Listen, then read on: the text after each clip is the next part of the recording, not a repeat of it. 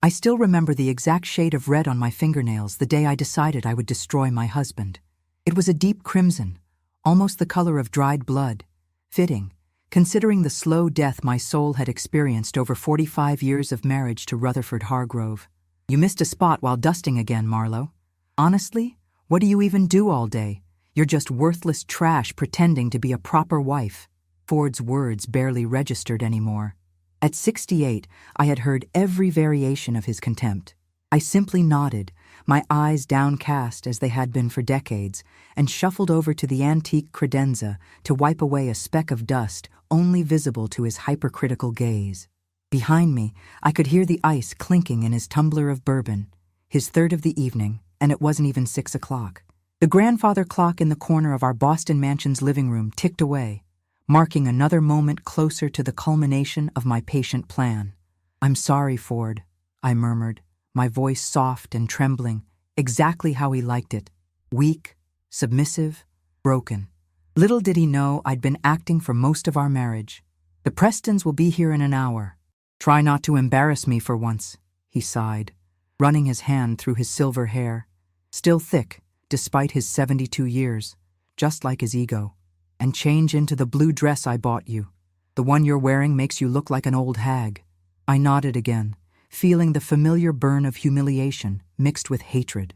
The blue dress was 2 sizes too small. Ford's not-so-subtle way of reminding me that my body, like everything else about me in his eyes, was inadequate. As I climbed the sweeping staircase to our bedroom, I caught a glimpse of myself in the ornate mirror hanging in the hallway. Gray-streaked auburn hair pulled back in a conservative bun, crow's feet mapping my pale blue eyes, lips pressed into a permanent line of quiet endurance. I looked every bit the defeated suburban matriarch Ford had shaped me to be. Only my eyes betrayed me, a flash of something cold and calculating that disappeared as quickly as it came. In our bedroom, a space that had seen more tears than passion, I opened my closet to retrieve the too-tight blue dress. Behind it, hidden in a secret compartment I'd installed 20 years ago, was a burner phone. I checked it quickly. One new message from Knox. "Everything is in place, waiting for your signal." I allowed myself a small, private smile before slipping the phone back into its hiding place. Downstairs, I could hear Ford on a business call, his voice booming with artificial charm and confidence. Rutherford Hargrove, the titan of New England real estate development, beloved by politicians and socialites alike. If only they knew how he spoke to his wife of nearly half a century when the doors were closed. As I squeezed into the blue dress, wincing as the zipper strained against my flesh, I thought back to the beginning. How different things had been, or at least how different I'd thought they were. I was just 23 when we met, fresh out of college with dreams of becoming an architect. Ford was 27, already making a name for himself in his father's real estate business. He was handsome, ambitious, and when he looked at me, I felt seen for the first time in my life. The courtship was a whirlwind. My parents, struggling middle-class people with aspirations above their station, were thrilled when Ford proposed after just 6 months. The wedding was lavish, paid for entirely by Ford's family, who made it clear that I was marrying up. The first slap came 3 months after the wedding, when I suggested I might want to pursue my architecture career. The first time he called me worthless trash was on our first anniversary, when I burned the roast I'd spent all day preparing. By the time our first child, Jasper, was born a year later, I already knew the truth. I had made a terrible mistake, but I was trapped. Trapped by my pregnancy, by financial dependence, by the shame of admitting failure, by my parents' expectations. So I stayed, telling myself it would get better. It never did. When Zinnia came along 3 years after Jasper, Ford doted on her in a way he never had with our son or me. She was his princess, his legacy. Jasper, sensitive and kind, like I once was, became the target of Ford's disapproval. The years blurred together in a haze of social appearances, silent dinners, and private humiliations. Ford's business grew exponentially, and with it, his cruelty. Success only validated his belief that he was superior, deserving of admiration and obedience. I became less a wife and more a possession, a symbol of his achievement, the perfect, quiet, ornamental spouse who managed his household flawlessly and never, ever questioned him. But something happened on my 50th birthday, a day Ford forgot entirely. I realized with startling clarity that I might live another 30 years in this gilded cage, dying slowly each day, unless I found a way out. That was the day I met with Knox Thornfield for the first time. An unassuming attorney recommended by a woman I'd met at a charity function, Knox became my salvation. Together, we formulated a plan so patient and meticulous that it would take nearly 2 decades to fully execute. "Marlowe!" Ford's voice bellowed from downstairs, snapping me back to the present. "Get down here! The Prestons are early!" I took one final look in the mirror, pinched my cheeks for color, and practiced my society smile. Vacant, pleasant, and completely false. "Coming, dear," I called back, my voice honey-sweet. The Prestons were Ford's newest potential investors, a tech couple in their 40s who had made their fortune in Silicon Valley and were looking to diversify into East Coast real estate. They were exactly the type Ford had been pursuing desperately for the past year, unaware that his business was already crumbling beneath him, undermined by my careful machinations. "There she is," Ford announced as I descended the stairs, his hand possessively gripping my waist when I reached his side. His fingers dug into the flesh above my hip, a warning to behave. My better half, though she'd never admit it. The Prestons smiled politely. The wife, a stylish woman with intelligent eyes, gave me a look I recognized, pity mixed with discomfort. She could sense the dynamic between us. Women always could. "Lovely to meet you," I said, extending my hand. "Welcome to our home." "Marlowe doesn't involve herself in business matters," Ford interjected before I could say more, guiding us all toward the living room. "Her talents lie in maintaining our home and social calendar. Isn't that right, darling?" I nodded demurely, playing my part. "I leave the important decisions to my husband." The look of satisfaction on Ford's face was almost comical. He had no idea that for the past 18 years, I had been making all the important decisions, through shell companies, through proxies, through careful legal maneuvering facilitated by Knox. While Ford believed I was attending garden club meetings and charity luncheons, I was secretly building my own empire, acquiring properties from beneath him and redirecting assets into my name. It began with one small investment, a parcel of land Ford had dismissed as worthless that I knew would eventually be valuable. I used the small inheritance from my mother to purchase it through a corporation Knox had established for me.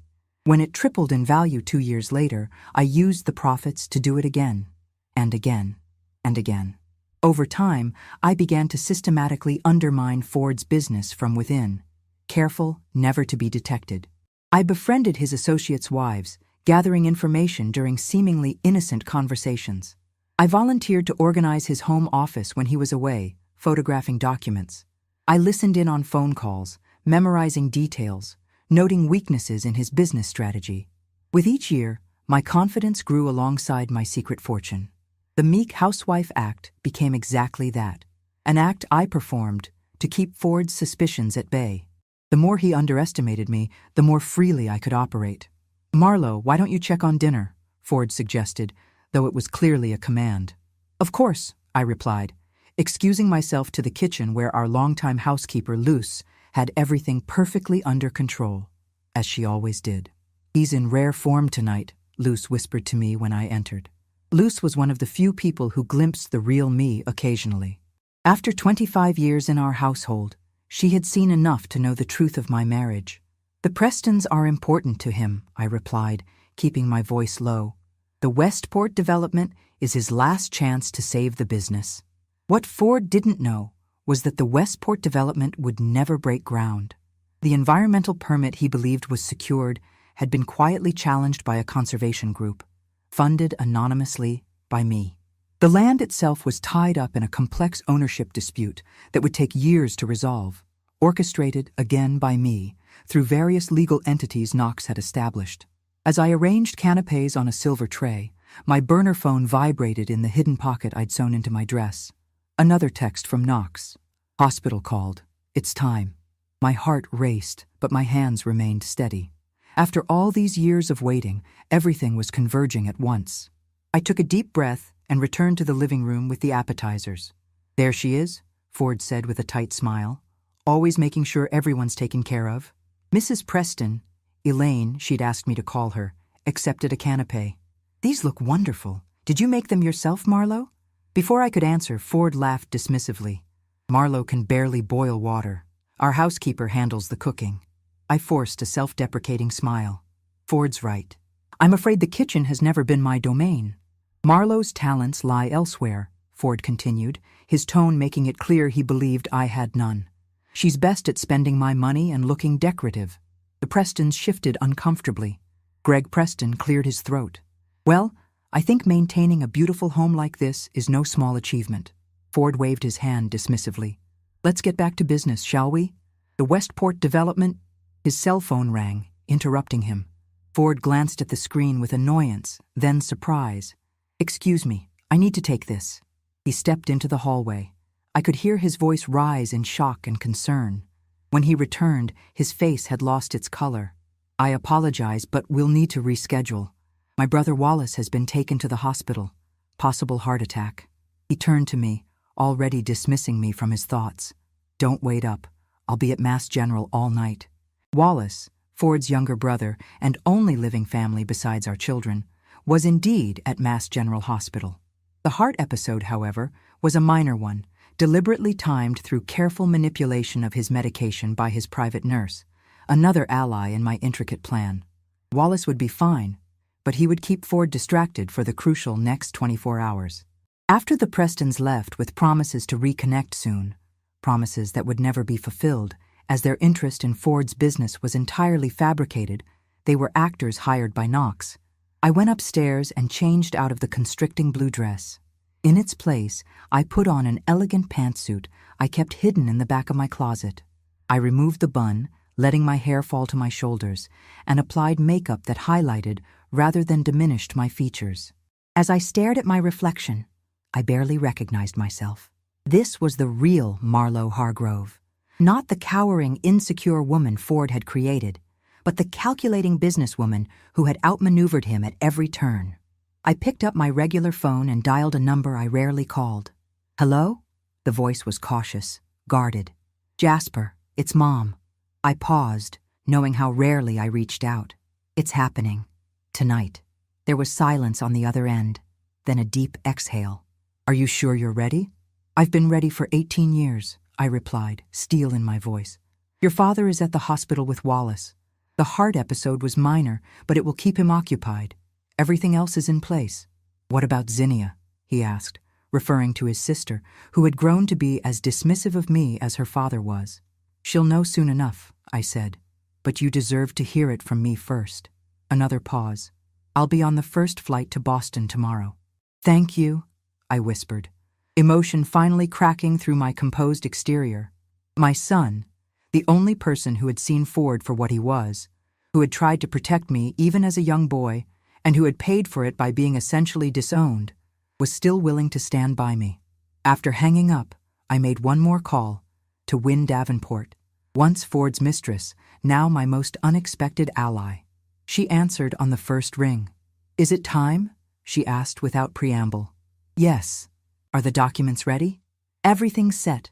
Knox has them. We're meeting at his office at 9 a.m. Perfect. I took a deep breath. After all these years, he deserves everything that's coming to him, Wynne said firmly. I only regret it took me so long to see him for what he is. When we ended the call, I went to my private study, a small room Ford never entered because he considered my hobbies and interests beneath his notice. From the safe hidden behind a mediocre watercolor painting, another thing Ford mocked regularly, I removed the final piece of my plan, a USB drive containing every transaction, every shell company, every asset transfer from the past 18 years. Proof that while Ford believed he was building his empire, I had actually been dismantling it brick by brick and rebuilding it in my name. Tomorrow, Rutherford Hargrove would discover that his business was bankrupt, his properties were gone, his reputation was in tatters, and his wife, his worthless trash, owned everything. I slipped the USB drive into my purse, along with a set of keys Ford had never seen. Tonight would be my last night in this house, this beautiful prison. Tomorrow I would move into my own home, one Ford didn't even know existed. As I lay in our bed for the final time, listening to the grandfather clock chiming midnight, I closed my eyes and allowed myself to feel the full weight of what was to come. Not regret. I had moved beyond that long ago, but anticipation. For the first time in 45 years, I would look into my husband's eyes, not as a victim, but as his reckoning. "You're just worthless trash," he had told me countless times throughout our marriage.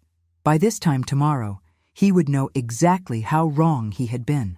The morning light streamed through the curtains I had selected years ago, pale blue silk that Ford had complained were too expensive, yet insisted on showing off to guests. I had been awake for hours, waiting for the clock to reach 7. My suitcase, packed with only essentials, was hidden in my study. Everything else I needed was already at my new home. I checked my phone. 3 missed calls from Zinnia. She must have heard about Wallace from Ford.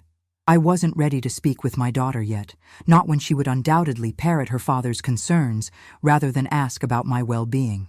At precisely 7:15, my phone rang again. Knox. "Everything's ready," he said when I answered. "The papers have been delivered to all relevant parties. The bank transfers were completed overnight. The press has received the anonymous tip. It's all in motion, Marlowe." "Thank you, Knox," I said, my voice steadier than I'd expected. "I'll see you at 9. I rose from the bed I'd shared with a man who had systematically crushed my spirit for decades. Today would be the last time I would ever have to pretend to be less than I was. In the bathroom, I took longer than usual with my appearance. The woman who stared back from the mirror was transforming, hair styled in soft waves rather than my usual severe bun, makeup applied with a skilled hand to enhance rather than diminish my features. I selected an outfit Ford had never seen, a tailored crimson suit that hugged my figure in a way my usual shapeless dresses never did. As I descended the stairs, our housekeeper, Luce, gasped. "Mrs. Hargrove," she whispered. "You look—" She trailed off, seemingly unsure if she should comment. "Thank you, Luce," I said with a genuine smile. "And please, after all these years, call me Marlowe." Her eyes widened slightly at this break in protocol, but she nodded. "There's something I need to tell you," I continued, lowering my voice. "Mr. Hargrove will be coming home to some difficult news today.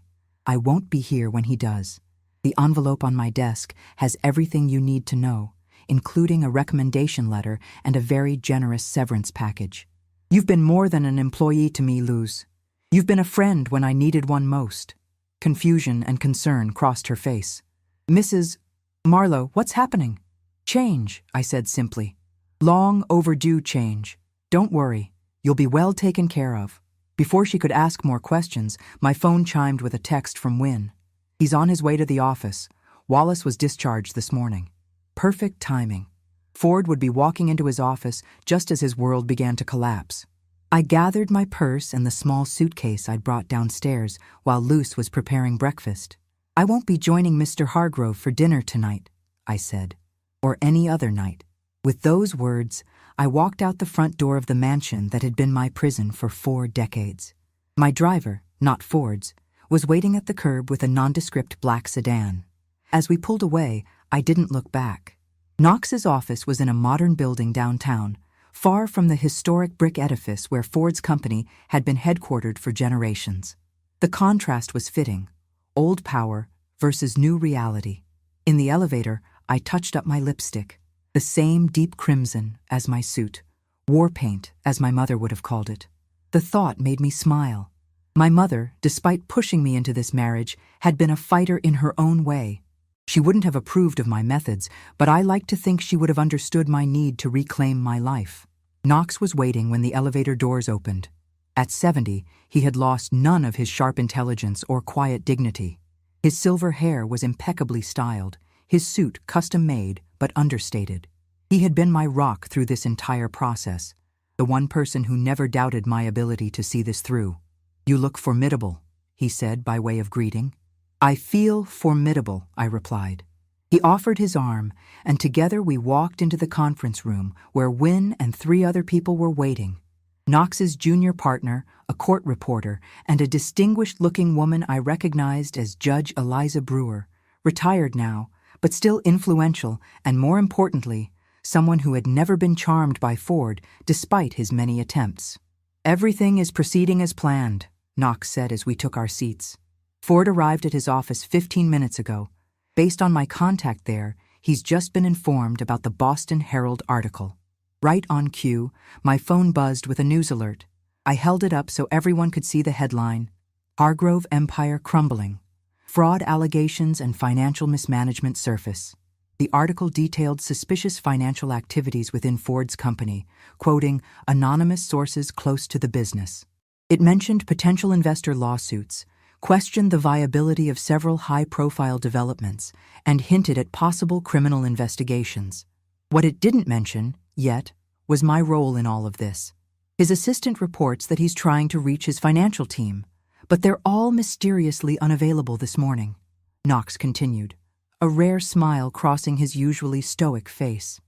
The bank should be calling him any moment to inform him that his business accounts have been frozen pending investigation. Wynne leaned forward, her perfectly manicured nails tapping against the polished conference table. At 66, she remained striking, with sharp cheekbones and penetrating gray eyes. Are we sure he won't suspect right away that you're behind this, Marlowe? He might come looking for you here. Ford believes I'm meeting with the Garden Club committee this morning, I replied. It would never occur to him that I could orchestrate something like this.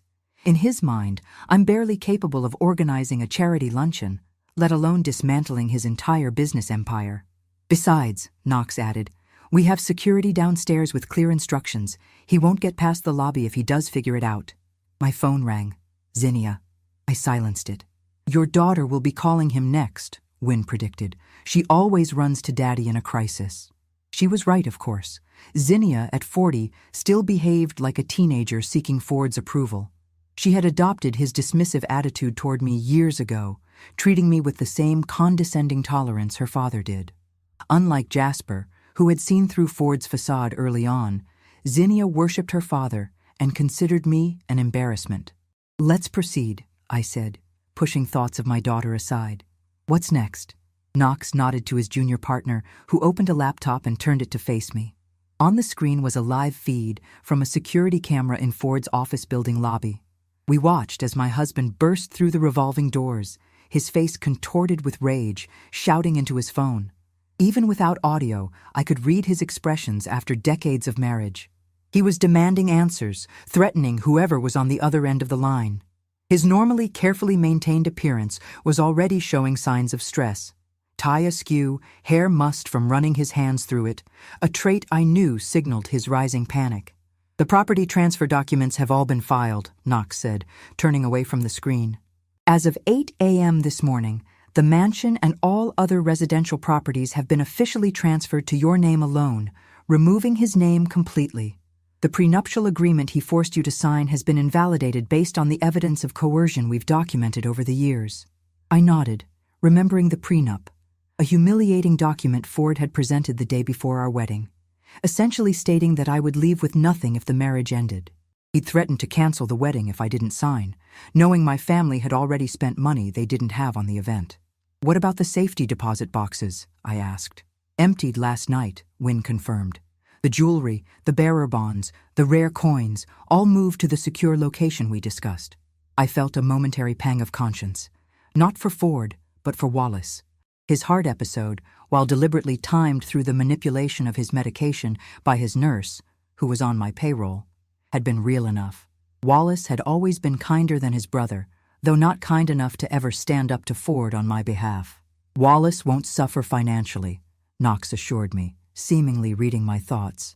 The trust fund we established for him will ensure he's comfortable for the rest of his life. My phone buzzed again, a text this time from Jasper. Just landed, coming straight to Knox's office. A wave of emotion washed over me.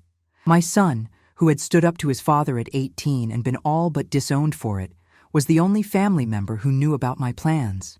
Even then, he knew only the broad strokes, not the intricate details of how I'd systematically undermined Ford's business and transferred assets to myself over the years. Mr. Hargrove has just received notification that his personal accounts have been frozen, Knox's junior partner announced, looking up from his own phone. And the DA's office has issued a statement that they're reviewing evidence of potential financial improprieties at Hargrove Developments. There was no going back now. The machine I had set in motion was running at full speed. "Win," I said, turning to my former rival. "It's time for your part." Win nodded, her expression grim but determined. She had once been Ford's mistress, one of many over the years, but the only one he had promised to leave me for. When he discarded her instead, her humiliation had been complete. She had approached me 5 years ago, initially to apologize, but our conversation had evolved into something else entirely, an alliance. With her society connections and intimate knowledge of Ford's private affairs, Wynne had been an invaluable asset in my plan. She rose now, smoothing her elegant navy dress. "The society vultures are already circling," she said with a cold smile.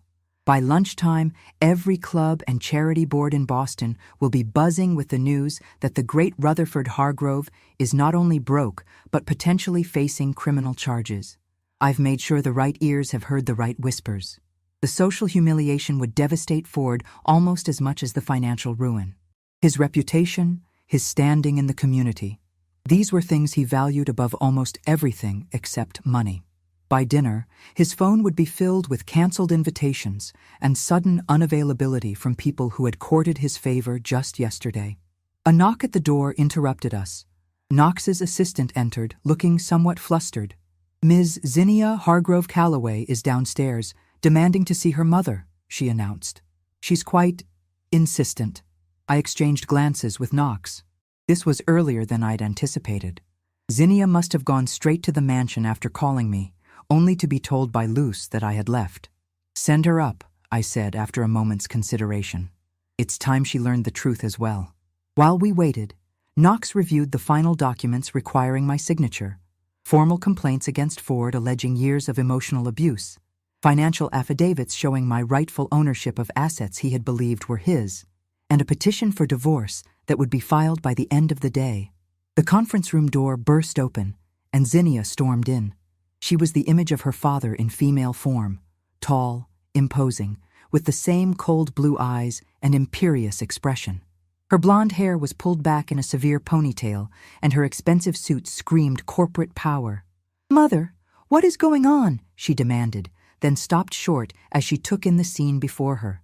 The formal gathering, the documents spread across the table, my transformed appearance. What is this?" "Hello, Zinnia," I said calmly. "Please take a seat. There's a lot you need to know." "I don't want to sit," she snapped. "I want to know why Dad just called me in a panic saying his accounts are frozen and there are reporters camped outside his office asking about fraud. What have you done?" The accusation in her voice, the immediate assumption that any problem must be my fault, was so typical of her attitude toward me that I almost laughed. "What I've done," I said, rising to face her at eye level, "is take back what's rightfully mine after 45 years of enduring your father's emotional abuse, his infidelity, his constant belittlement, and his theft of my dignity." Zinnia's face flushed with anger. "Abuse? Don't be ridiculous. Dad has given you everything, this lifestyle, this social position. You've never had to work a day in your life." "That's enough, Zinnia," came a male voice from the doorway. Jasper stood there, his tall frame filling the entrance. At 43, he looked nothing like Ford. He had inherited my auburn hair and green eyes, my softer features. But there was a strength in his stance that was all his own. "Jasper?" Zinnia's voice faltered with surprise. "What are you doing here? You haven't spoken to any of us in years." "I've spoken to Mom," he corrected her, crossing the room to stand beside me.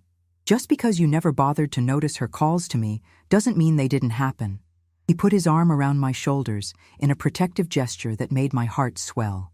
This was the son who had witnessed Ford's cruelty throughout his childhood, who had tried to defend me even as a boy, and who had finally cut ties with his father after a particularly vicious tirade against me when Jasper was 18. "What's happening here is long overdue justice," Jasper continued, addressing his sister. "Dad is finally facing the consequences of how he's treated Mom all these years. And you might want to sit down for this part, Zin, because it turns out our mother is a hell of a lot smarter and more capable than either of you ever gave her credit for." Zinnia's eyes darted around the room, taking in the formal setting, the legal documents, the court reporter quietly documenting everything. Confusion and fear began to replace the anger in her expression.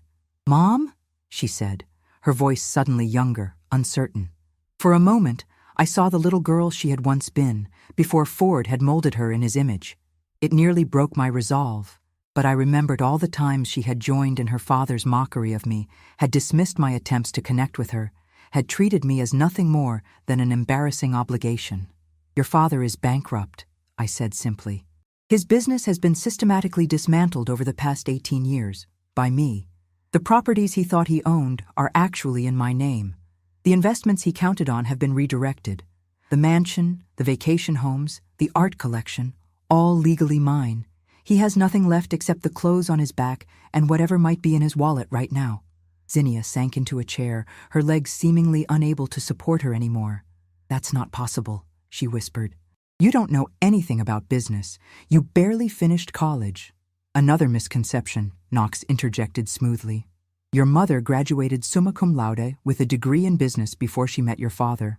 She was accepted to Harvard Business School, but declined to attend after your father proposed, at his insistence." This was news even to Jasper, who looked at me with surprise. I had never told anyone about the Harvard acceptance. It had been too painful to discuss after Ford had made me burn the acceptance letter while he watched, telling me I wouldn't need an education to be his wife. "But why?" Zinnia asked, her voice small. "Why would you do this to us?" "Not to us, Zinnia. To him," Jasper corrected her. "And after what he's put Mom through, he deserves every bit of it." My phone buzzed again, an incoming call from Ford. I showed the screen to everyone at the table before answering and putting it on speaker. "Marlo, where the hell are you?" Ford's voice was tight with barely controlled rage. "Something's happening with the accounts. I need you to come to the office right now." "I'm afraid that won't be possible, Ford," I replied, my voice calm and clear, not the meek tone he was accustomed to. "I'm in a meeting." There was a pause, then a short, incredulous laugh. "A meeting? What kind of meeting could you possibly be having that's more important than this emergency? The garden club can wait, for God's sake." "I'm meeting with my attorney, actually, and several other interesting people who are quite eager to discuss your financial situation." Another pause, longer this time. When he spoke again, his voice had changed, suspicion creeping in where arrogant dismissal had been. "What attorney? What are you talking about, Marlo?" "You'll be receiving divorce papers by the end of the day, Ford, along with a detailed accounting of how your business empire has been transferred to my name over the past 18 years. You're just worthless trash, you told me, thousands of times. I've been keeping count." The silence on the other end of the line stretched for several seconds. "This is a joke," he finally said, but the uncertainty in his voice betrayed him. "You couldn't possibly. You don't have the brains or the backbone for something like this." "That's exactly what I was counting on you to believe," I replied. "It made everything so much easier. While you were busy underestimating me, I was busy taking everything from you. Just like you took everything from me all those years ago. My dreams, my self-worth, my dignity." "Zinnia," he barked suddenly, "is your mother with you? Are you hearing this insanity?" I looked at our daughter, whose face had gone pale with shock. "I'm here, Dad," she said weakly. "Tell her she's lost her mind. Tell her to stop whatever this is immediately."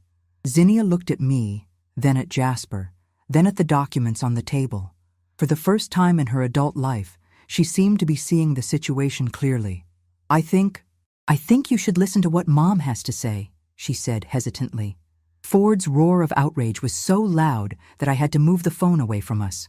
"You too? Has everyone lost their minds? Put Knox Thornfield on the phone right now." "I'm here, Rutherford," Knox said calmly. "What the hell kind of game are you playing?" Ford demanded. "Whatever my wife has told you, she's confused, possibly mentally ill. She has no authority to transfer any assets or file for divorce without my consent." "On the contrary," Knox replied, "Mrs. Hargrove has been of exceptionally sound mind while executing one of the most brilliantly planned financial and legal strategies I've witnessed in my 50 years of practice. As for authority, I suggest you review the business documents you've been signing for the past 2 decades. Your wife has had power of attorney and full signatory rights since you granted them to her during your gallbladder surgery in 2007. You never revoked them because you never believed she would understand how to use them." Another silence, this one filled with the weight of realization. "This won't stand," Ford finally said, his voice now deadly quiet. "I'll fight this with everything I have. I'll destroy you, Marlowe. Both of you." "With what resources?" I asked gently. "Your accounts are frozen. Your business contacts are already distancing themselves from you. By this afternoon, your club memberships will be suspended pending the fraud investigation. The DA's office is reviewing evidence as we speak. And your social circle, well, Wynne has been quite busy this morning." "Wynne?" The confusion in his voice was almost comical. "Wynne Davenport? What does she have to do with this?" "I'm right here, Ford," Wynne spoke up, leaning toward the phone. "Surprise.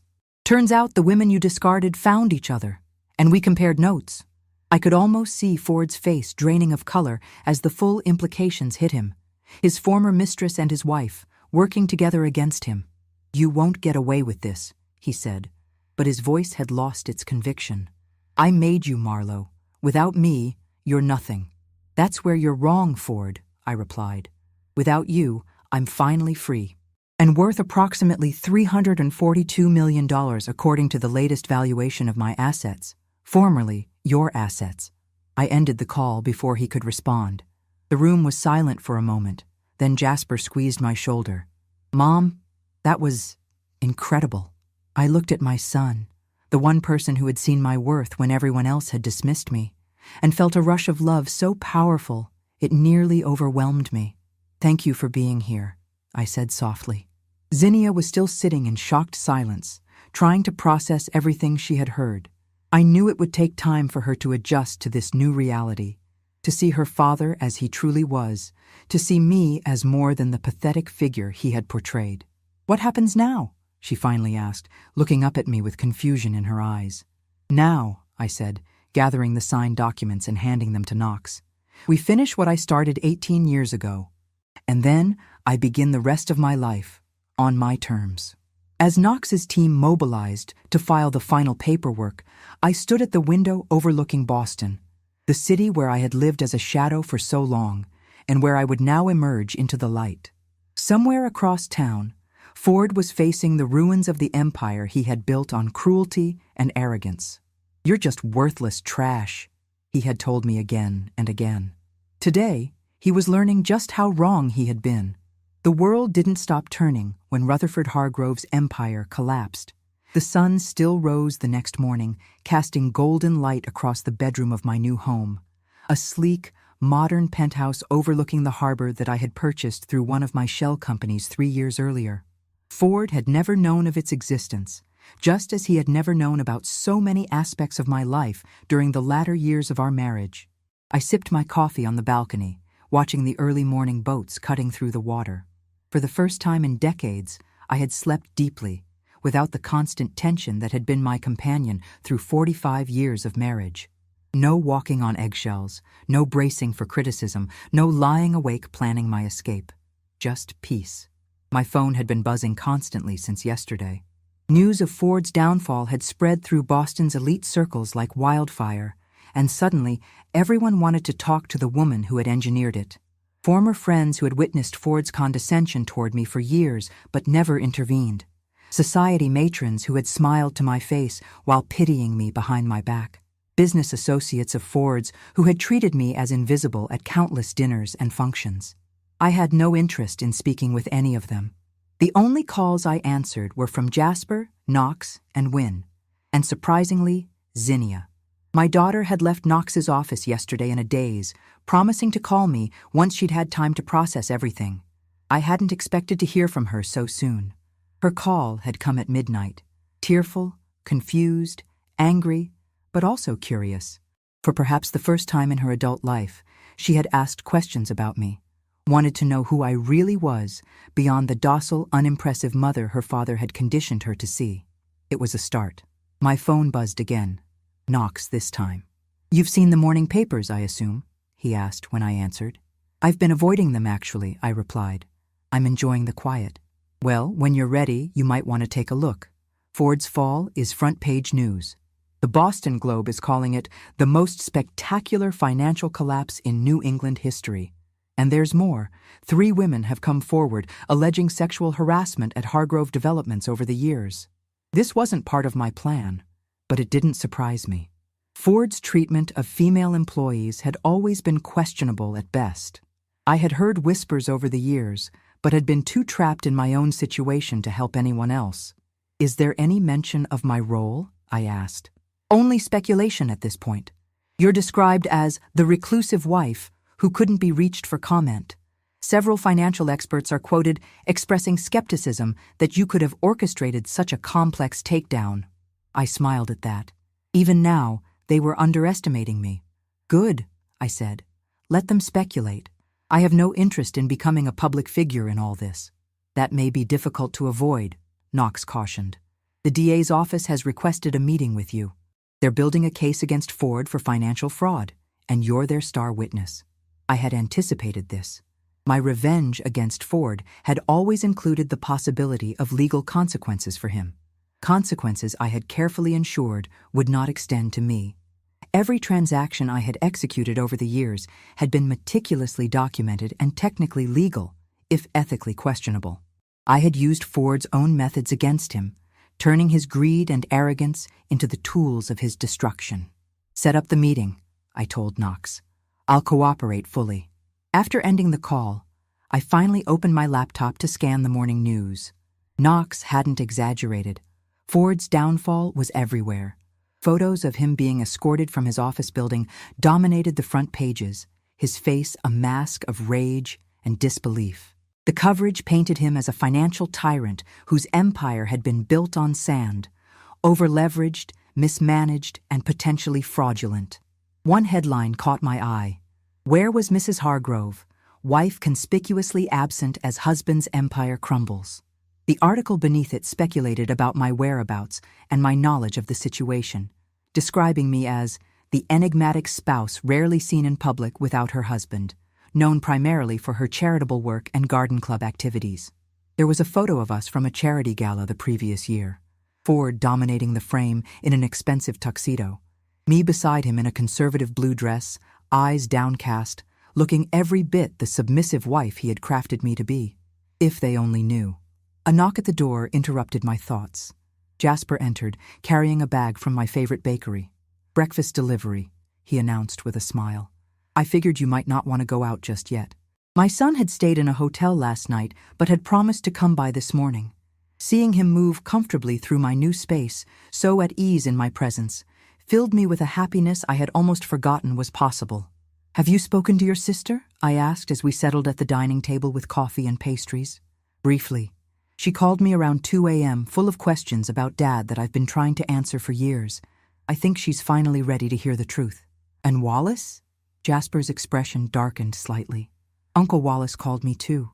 He's confused and angry, mostly at Dad, surprisingly. Apparently he found out that Ford has been embezzling from their shared family trust for years. The money I always thought Uncle Wallace was freely giving to Dad's business ventures wasn't given willingly at all. This was news to me. I had always assumed Wallace was a willing participant in his brother's financial schemes. Learning that he too had been a victim of Ford's manipulation added another layer to the complex tapestry of deceit my husband had woven. "The trust fund we set up for Wallace should ease that blow," I said. "I never wanted him to suffer for his brother's sins." Jasper reached across the table and squeezed my hand. "You've thought of everything, haven't you? All these years planning, calculating, building your own empire right under Dad's nose. I knew you were smart, Mom, but this is something else entirely." I smiled, acknowledging the compliment, but also feeling the weight of what I had done. "Revenge is exhausting, Jasper. I don't regret it, not after what your father put me through, but I won't pretend it hasn't consumed me. Now that it's done, I need to figure out who I am beyond it." "You're Marlo Hargrove," he said simply, "the most patient and brilliant woman I know, and now you're free to be whoever else you want to be." My phone buzzed with another call, Wynn this time. "He's looking for you," she said without preamble when I answered. "Ford?" "Yes.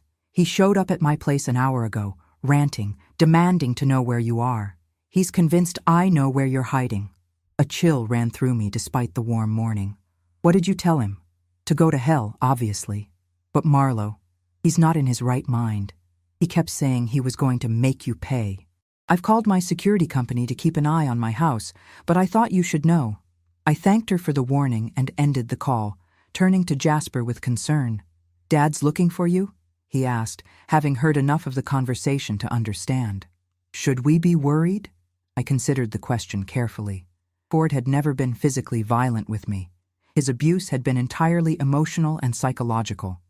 But he had never faced a situation like this before, never experienced such a complete loss of control and status. How would he react now that everything had been taken from him? I have security in the building, I said finally. And Ford doesn't know about this place. But maybe we should let Knox know, just in case. As Jasper called Knox to update him on the situation, I moved to the window, looking out at the Boston skyline. Somewhere out there, the man who had controlled my life for almost half a century was searching for me, filled with rage and humiliation. The thought should have terrified me, but instead I felt strangely calm.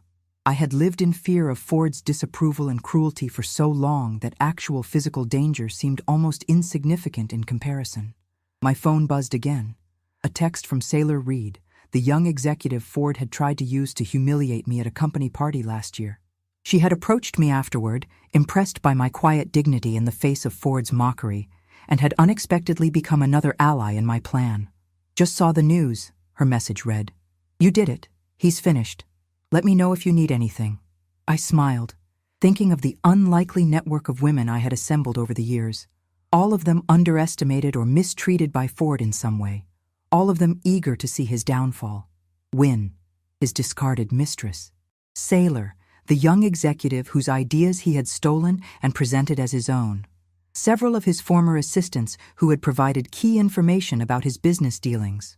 Even Luz, our housekeeper, who had quietly observed his cruelty for decades and had never betrayed my confidence.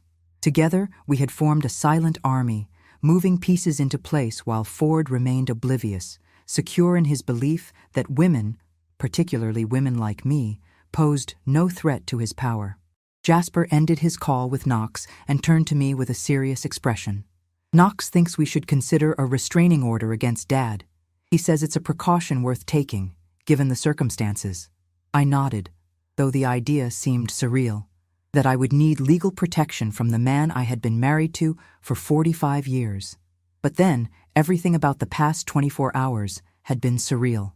He's sending someone over with the paperwork, Jasper continued, and he suggests we stay in today. He'll handle the meeting with the DA's office tomorrow instead. As if on cue, my phone rang again. An unknown number this time. I hesitated before answering, putting it on speaker so Jasper could hear. Mrs. Hargrove? An unfamiliar female voice came through the line. This is Detective Ramsey with Boston PD. I'm calling regarding your husband, Rutherford Hargrove. My heart skipped a beat. Yes? What about him? There's been an incident. Mr. Hargrove was involved in a physical altercation at the Hargrove Development offices this morning. He's currently in custody. Jasper and I exchanged shocked glances. What kind of altercation? I asked carefully. He assaulted his former CFO, a Mr. Gregory Palmer. Witnesses say Mr. Hargrove was demanding information about financial transfers and became violent when Mr. Palmer couldn't provide answers. Mr. Palmer has been taken to Mass General with facial injuries. Gregory Palmer, Ford's right-hand man for over 20 years, and someone who had known nothing about my systematic dismantling of the company. He had been as shocked as Ford by the collapse, and now he had paid a physical price for that ignorance. I'm sorry to hear that, I said, genuinely troubled by this turn of events. Is there something you need from me, Detective? Mr. Hargrove is requesting your presence at the station. He's entitled to a phone call, but he's demanding to see you in person instead. You're under no obligation to come in, of course. I wanted to inform you of the situation and see if you're willing to speak with him. Was I willing to face Ford now, in his moment of complete unraveling? Part of me wanted to stay far away, to let him stew in the consequences of his actions without giving him the satisfaction of confronting me. But another part, the part that had planned meticulously for 18 years, wanted to look him in the eye just once as equals, no longer the cowering wife he had created. I'll come to the station, I decided, but I'll be bringing my attorney with me. After ending the call, I turned to Jasper, who looked concerned. Are you sure about this, Mom? You don't owe him anything. I know, I said. But this might be my only chance to truly finish this, to say the things I've been holding back for decades. I need that closure, Jasper. He nodded, understanding. Then I'm coming with you. While Jasper called Knox to inform him of the change in plans, I went to my bedroom to change. The woman who would face Ford today would look nothing like the wife he remembered.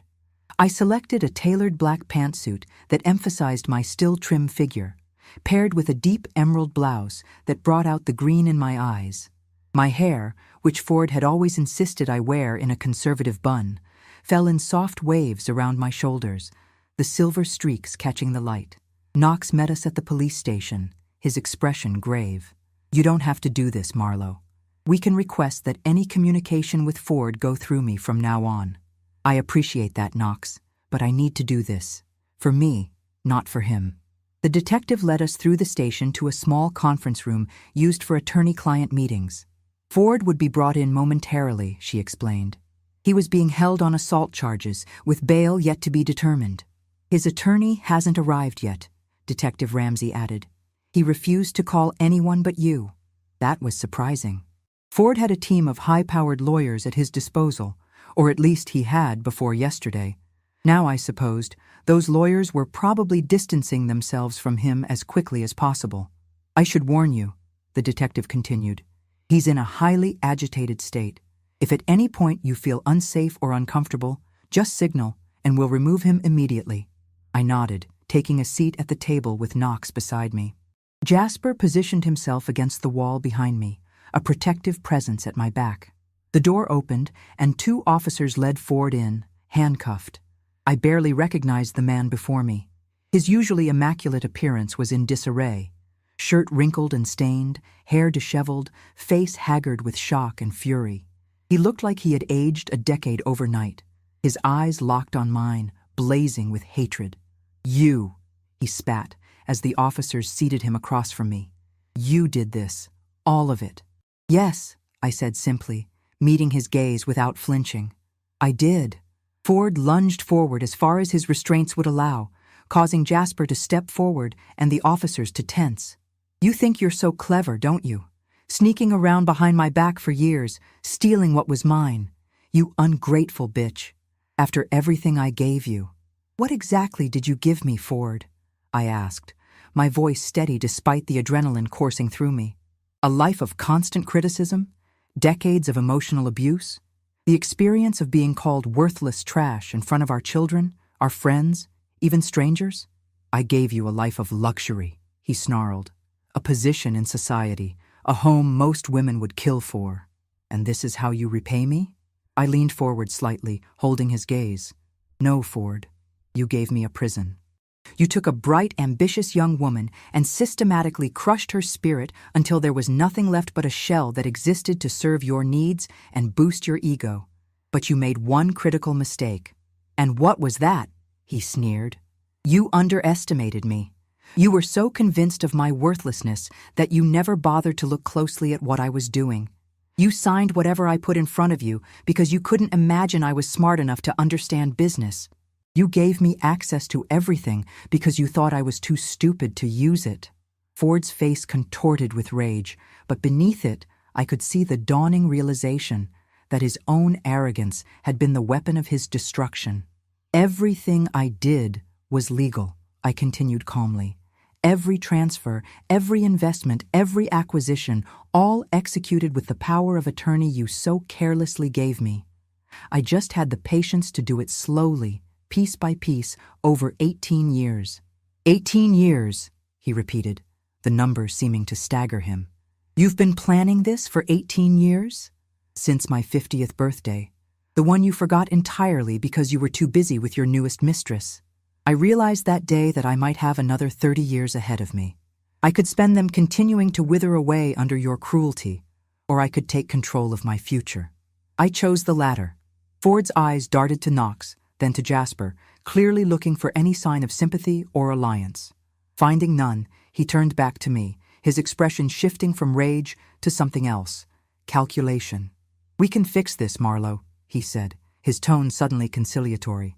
Whatever you think I've done to you, we can work it out. We've been married for 45 years. That has to count for something. I almost laughed at the transparency of his manipulation. It counts for quite a lot, actually. 45 years of being told I was worthless. 45 years of infidelity and humiliation. 45 years of watching you turn our daughter against me and drive our son away.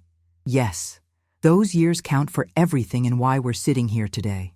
Ford's facade of reasonableness cracked instantly. "You'll regret this," he hissed. "When this is over, when I've cleared my name and rebuilt what you've stolen, I'll make sure you end up with nothing. You're nothing without me, Marlo.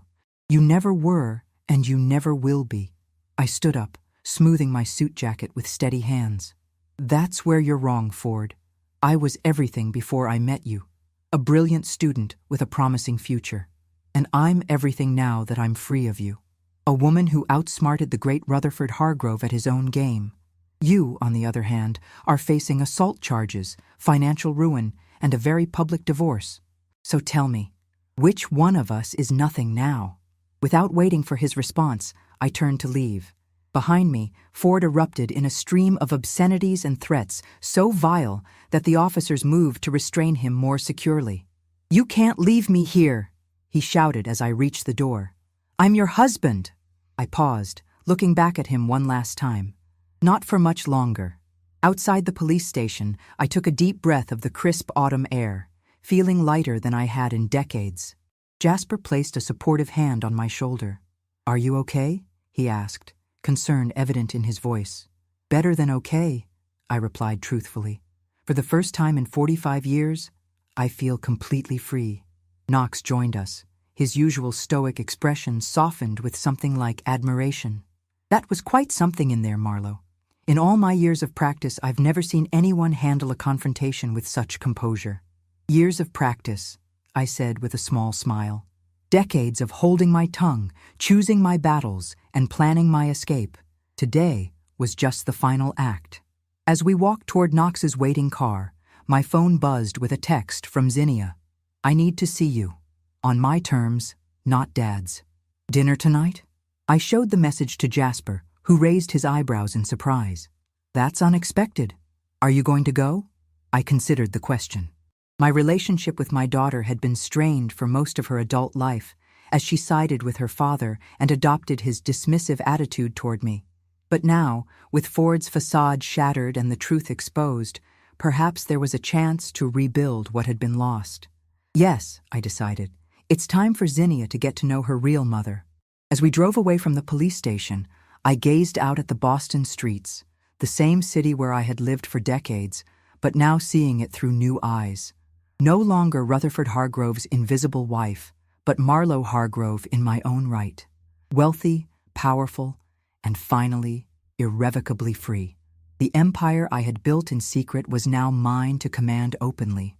The life I had deferred for 45 years was now mine to live fully.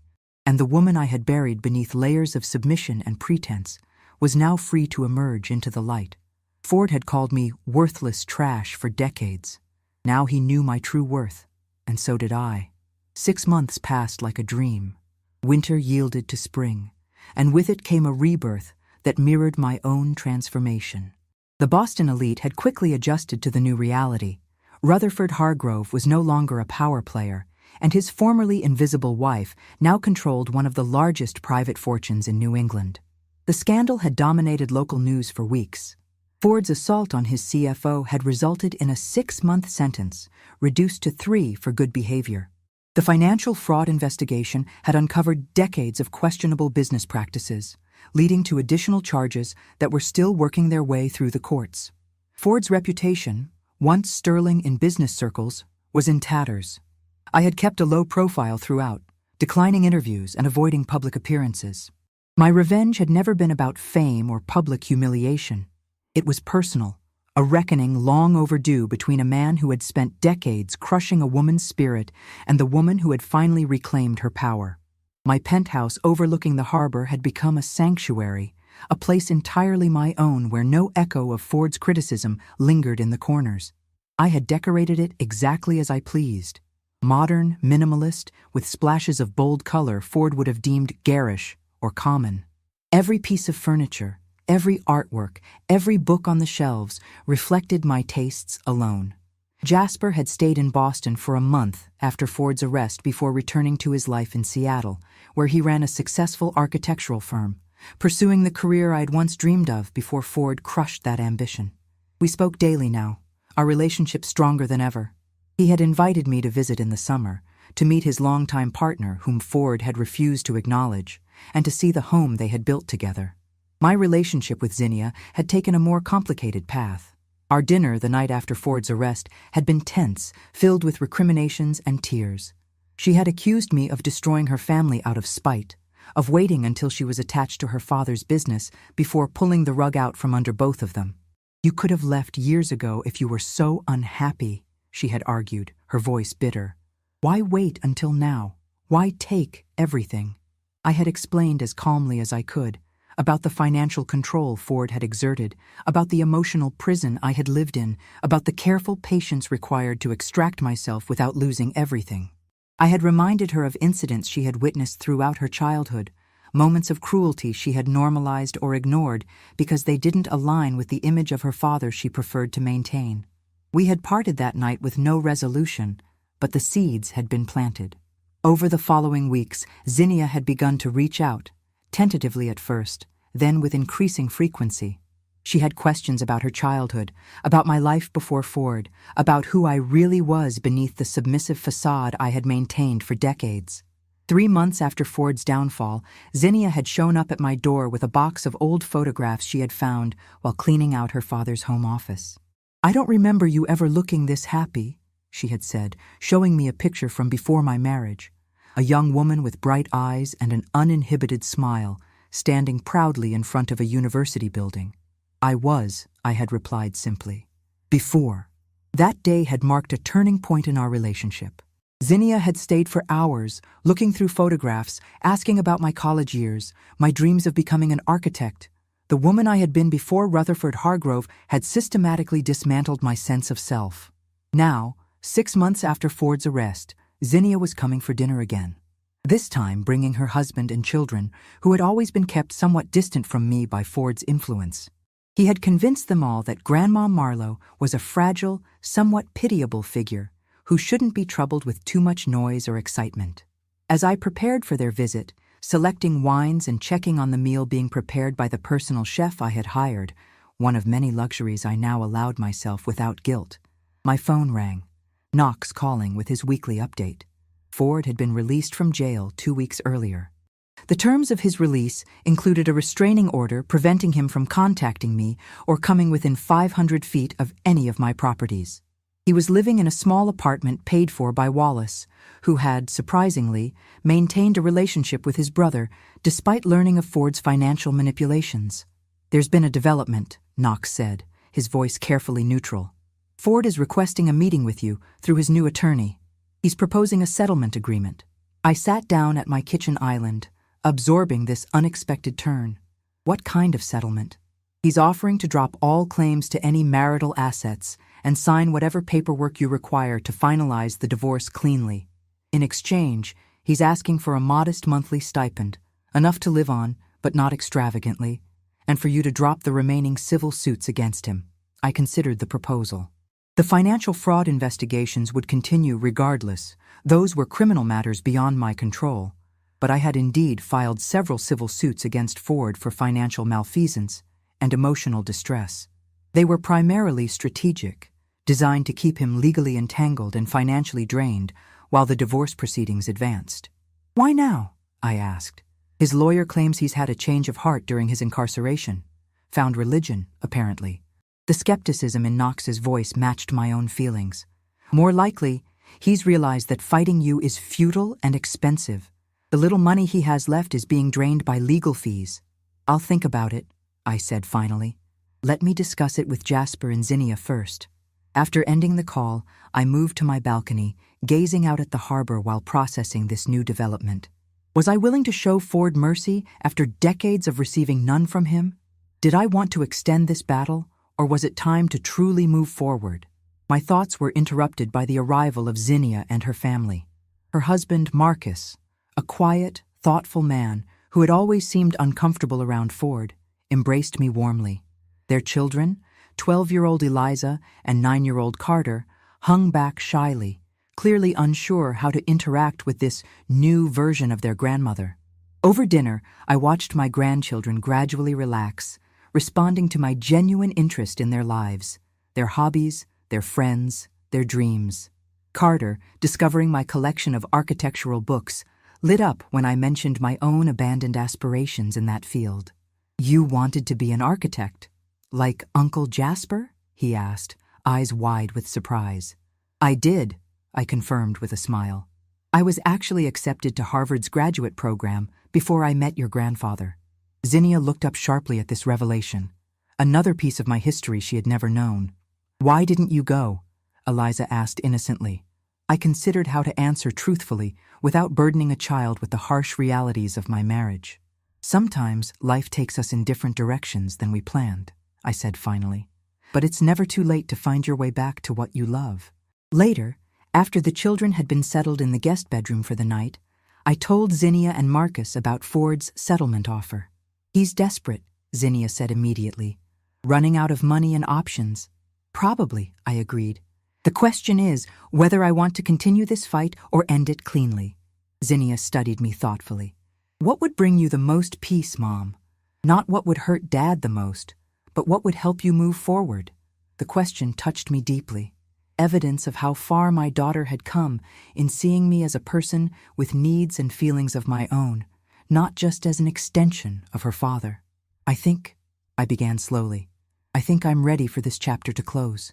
The last 6 months have been about reclaiming my life, not just punishing your father. Maybe it's time to focus entirely on the future." Marcus nodded approvingly. "There's wisdom in that. Carrying anger, even justified anger, is exhausting." "Then accept the settlement," Zinnia said decisively. "Give him the stipend, you can certainly afford it, and be done with him for good. Just make sure the legal agreements are airtight." I smiled at her practical approach, so like me in ways she was only beginning to recognize. "I'll talk to Knox tomorrow." 2 weeks later, I sat across from Ford in a sterile conference room at Knox's office, our attorneys flanking us on either side. It was the first time I had seen him since that day at the police station. The intervening months had not been kind to him. He looked diminished somehow, thinner, grayer, the arrogant posture replaced by a slight stoop. The settlement agreement lay on the table between us. Knox had indeed made it airtight. Ford would receive a modest monthly stipend that would allow him to live comfortably but not lavishly. In exchange, he relinquished all claims to any assets, agreed to the divorce terms without contest, and would make no public statements about me or our marriage. As Ford signed each page with a hand that trembled slightly, I felt no triumph, no vindictive satisfaction, only a profound sense of closure. The man before me no longer held any power over me, not even the power to provoke strong emotions. When he finished signing, he looked up at me, his expression unreadable. "I still don't understand how you did it," he said quietly. "All those years, right under my nose." "You never really saw me, Ford," I replied simply. "That was your mistake." He nodded slowly, as if finally accepting this truth. "For what it's worth, which isn't much, I know that now." It wasn't an apology. Ford was constitutionally incapable of true contrition, but it was perhaps as close as he would ever come to acknowledging the reality of our marriage. I signed my sections of the agreement without further comment. When the last page was complete, Knox gathered the documents and nodded to Ford's attorney. "We're done here." As Ford rose to leave, he paused, looking at me one last time. "Goodbye, Marlowe." "Goodbye, Rutherford," I replied, using his full name deliberately. A small reminder that the days of accommodating his preferences were over. After he left, Knox turned to me with a rare smile. "Congratulations, you're officially divorced, and the last of the legal entanglements are resolved. You're truly free now. Free." The word resonated through me like a bell. Free of Ford, free of pretense, free of the careful double life I had maintained for so long. Free to be Marlowe Hargrove, not as someone's wife, but as myself. In the year that followed, I embraced that freedom with a joy that surprised even me. I established a foundation to support women leaving abusive relationships, providing not just shelter and emotional support, but financial education and career development. I funded a scholarship for female architecture students at my alma mater. I traveled to places Ford had always dismissed as not worth the effort. The Galapagos Islands, Kyoto, Machu Picchu. Jasper and I renovated a historic building in downtown Boston, transforming it into affordable studio spaces for artists and architects. Zinnia, after initially struggling to find her footing in the aftermath of her father's downfall, discovered a talent for nonprofit management and now ran my foundation with passion and purpose. My grandchildren grew comfortable with the grandmother they were only now truly getting to know, a woman with opinions and interests, stories and skills, warmth and wisdom that had been carefully hidden away during their early years. Sometimes I caught glimpses of Ford in the society pages, attending charity events with Wallace, considerably more subdued than in his glory days. We never spoke again after that final meeting, and I found that I thought of him less and less as time went on. On my 70th birthday, surrounded by Jasper, Zinnia, their families, and friends I had made in my new life, I looked around at the gathering and felt a profound sense of gratitude. Not for the wealth or the freedom, though those were certainly welcome, but for the discovery that it was never too late to reclaim one's life. "You're just worthless trash," my husband had mocked for decades, until he discovered everything was in my name. But the true discovery had been mine. Finding the woman who had been waiting patiently beneath the facade all along, ready to emerge when the time was right. If you've enjoyed my story of transformation and reclaiming power, please hit that subscribe button below. I share new chapters of resilience every week, and I'd love to have you join me on this journey of strength and rebirth.